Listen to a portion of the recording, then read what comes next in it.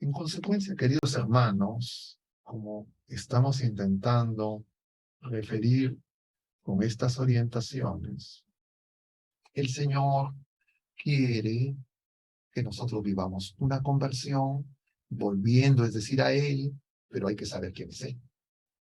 Porque si no, de repente yo me imagino y creo que estoy yendo a Él, pero tengo una idea de Él, que no es la que nos dice la revelación. En consecuencia, me echo una imagen de Jesús, incluso siendo clérigo, incluso siendo laico comprometido, incluso participando en grupos de oración, recibiendo la Eucaristía. Eso no es incompatible. Eso ocurre y además, yo diría, está ocurriendo. Y entonces este tiempo es para que cada quien se examine y de cara al Señor nos preguntemos si está ocurriendo en nosotros. Y no solo en términos macro, diríamos, de la polarización política, sino también de lo que está ocurriendo al interior de las familias. Entre los esposos llamados a ser uno, como Jesucristo, el Señor y el Padre Eterno son uno. Porque ya no son dos, sino son uno en Cristo Jesús.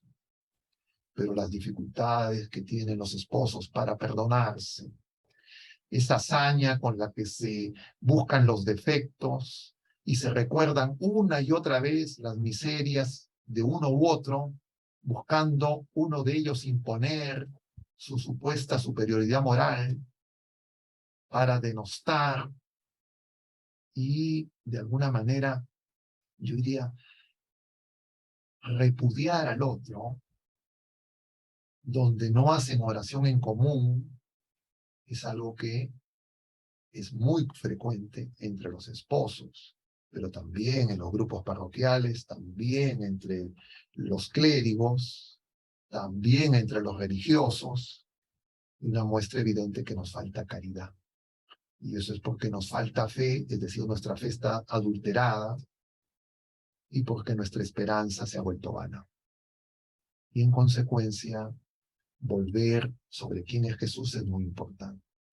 El Evangelio según San Juan nos señala también, voy a volver a compartir, disculpen esa reiteración, esta vez pasaje del capítulo 6 del Evangelio según San Juan.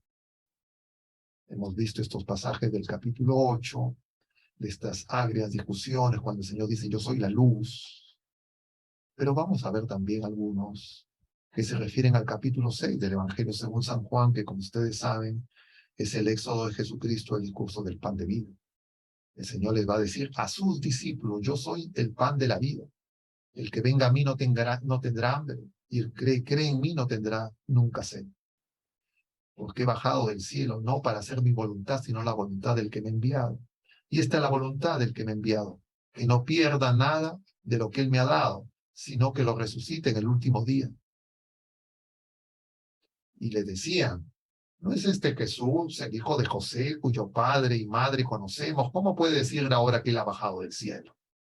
Y nosotros también una y otra vez podemos creer que conocemos a Jesús.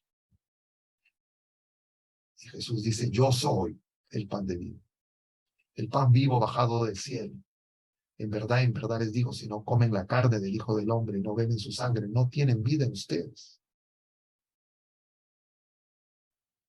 Y esto nos remite a la Eucaristía, a la presencia sustancial y por antonomasia de Jesucristo. Y nosotros tenemos que preguntarnos si es que verdaderamente estamos recibiendo a Jesucristo o hemos hecho de la Eucaristía una rutina. Simplemente algo que se repite, pero que no nos renueva y nos transforma. Y si es que eso es así, es porque probablemente necesitamos esa conversión que hemos mencionado. En esa secuencia, diríamos, increciendo de quién es Jesús, también se encuentra no solo en el Evangelio según San Juan, sino también en los sinópticos. Y en el Evangelio según San Lucas, y les voy a compartir un pasaje de San Lucas, se nos hace también esa referencia. Cuando Jesús está en la sinagoga de Nazaret, luego del bautismo de Juan ha sido llevado al desierto, luego del desierto va a ir Jesús, va a ser tentado, el, el demonio lo va a tentar. Si eres el Hijo de Dios, dile a esta piedra que se convierte en pan. Y vendrán las otras tentaciones del demonio, que son las mismas tentaciones que tenemos nosotros. Y entonces Jesús va a ir a Nazaret y va a desarrollar el libro del profeta Isaías que hemos leído en este tiempo de Adviento en la primera parte. Y dirá el Señor, el Espíritu del Señor está sobre mí porque me ha ungido para anunciar a los pobres la buena nueva, me ha enviado a proclamar la liberación a los cautivos y dar visto a los ciegos, para dar libertad a los oprimidos y proclamar el año de gracia del Señor. Y nuevamente les dirán, este no es el hijo de José. E intentarán matar. Jesús pasará de largo.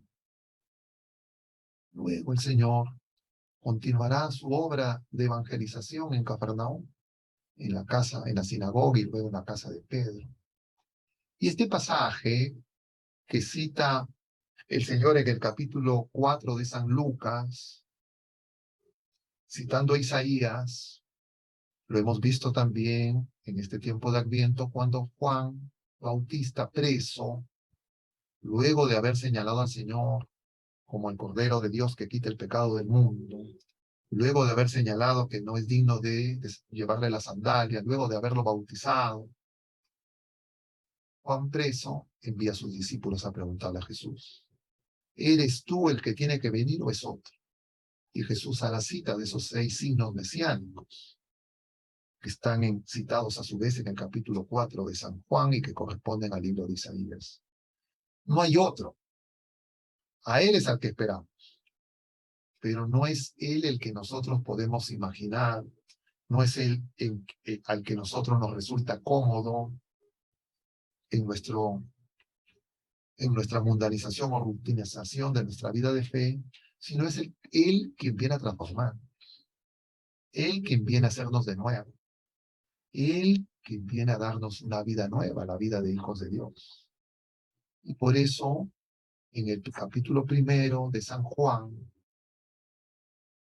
en el prólogo que leeremos este domingo de Navidad, 25 de diciembre,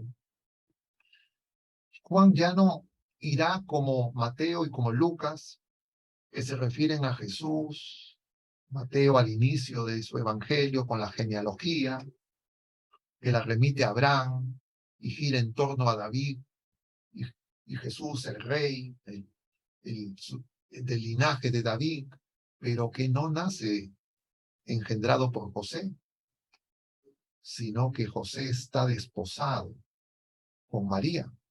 Pero a diferencia de lo que hemos visto también el sábado de la semana pasada, capítulo 1 de San Juan, cuando se llega a María, no se dice como se dicen todos los otros personajes, Abraham engendró a Isaac, Isaac a Jacob, sino que se dice que José, desposado con María, de quien nació el Señor. Y lo veíamos el domingo en la continuación, en el mismo Evangelio según San Mateo, que nos refiere que José había decidido en secreto apartarse de María, porque él no se reconoce padre biológico del niño que María lleva en su seno. Y que es el anuncio en sueños que recibe el que hace que José acoja a María. Como se nos decía el sábado, en el caso de Mateo, se presentan 3 series de 14.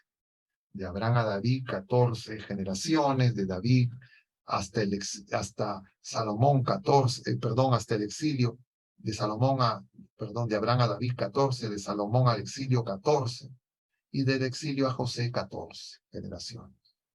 Es decir, ese número 14 tiene que ver con David, que es el número que corresponde al nombre de David. Pero lo que se nos quiere mostrar es que Jesús es verdadero hombre. Es parte de esa descendencia. Y eso lo presenta también Lucas, no al inicio, en los relatos de la infancia de Jesús, sino en el capítulo 3, antes de iniciar la vida pública. Pero en el caso de Lucas, empieza en Jesús y termina en Adán. y Adán de Dios. Es decir, presenta a Jesús como un nuevo hombre, el hombre nuevo que viene de Dios, el Hijo del Hombre que cita Daniel, y que el Señor también refiere en varios de los pasajes, no he hecho las citas específicas, y que revela quiénes somos nosotros, y que en el prólogo Juan lo dice con todas sus letras. De manera análoga como está en el Génesis, dice en el principio, era el verbo, era la palabra, y la palabra era Dios, y estaba con Dios, y la palabra se hizo carne, y acampó entre nosotros. Y hubo un hombre que dio testimonio de la luz, que era Juan, y a todos los que lo acogieron, porque vino a los suyos y no lo recibieron, pero los que lo acogieron les dio el poder para vivir como hijos de Dios. Es decir, nosotros, más allá de nuestra genealogía, más allá de nuestra relación, diríamos, con nuestra familia de origen, en la vida natural, nosotros, los que hemos recibido la revelación de Jesucristo, tenemos un origen tanto en lo natural como en lo sobrenatural en Dios. Y el Señor ha acampado en nosotros. Y si lo acogemos, nos da poder para vivir en la libertad de hijos de Dios. Y para eso es este tiempo de Adviento y para eso es este tiempo de Navidad que vamos a empezar. Descubrir qué significa ser hijo de Dios. Qué significa haber recibido el sacramento del bautismo. Y cómo el Señor nos auxilia para que con su presencia podamos vencer al pecado y crecer en la vida nueva de hijos de Dios. Que nosotros no seamos los que impidamos que ese brote, que esa criatura que ha acampado entre nosotros se manifieste y podamos llegar a ser testigos del Evangelio. No por nuestro anuncio con los labios, sino porque nosotros somos buena noticia, Evangelio vivido, que es lo que el Señor quiere obrar en toda su iglesia y en cada uno de nosotros, los bautizados, y en cada familia. Y por eso, queridos hermanos, es necesario que nos tomemos unos minutos en nuestro examen para poder descubrir si realmente en todos los años que lleva nuestra peregrinación terrena hasta el presente, estamos realmente acogiendo al que anunciaron todos los profetas, de quien hablan las escrituras y quien viene a salvarnos. Porque si nosotros vivimos esclavizados en el pecado, no somos libres y estamos sometidos al mentiroso desde el principio, que nos va a engañar acerca de quién somos nosotros y acerca de quién es Jesucristo. Y ese engaño se va a manifestar en que no queremos romper las cadenas del pecado. Y entonces, nosotros vivimos en una etapa de la historia donde el pecado se busca que normalizar, naturalizar. Y claro, uno puede repudiar los pecados públicos, los pecados que escandalizan, y eso hacían también los fariseos, pero no querían ver sus propios pecados. Y entonces se escondían, y se escondían en prácticas, en ritos vacíos. Y nosotros podemos vivir en ese mismo engaño. Entonces, si es que no ha ocurrido antes, necesitamos pedir la gracia para que ahora ocurra en este tiempo y en estos días de gracia, que nosotros podamos realmente acercarnos al Señor como niños, luego de un examen, luego de acercarnos a pedir su misericordia, que nunca el Señor nos la va a negar, y que podamos realmente recibir a Jesús presente sustancialmente en la Eucaristía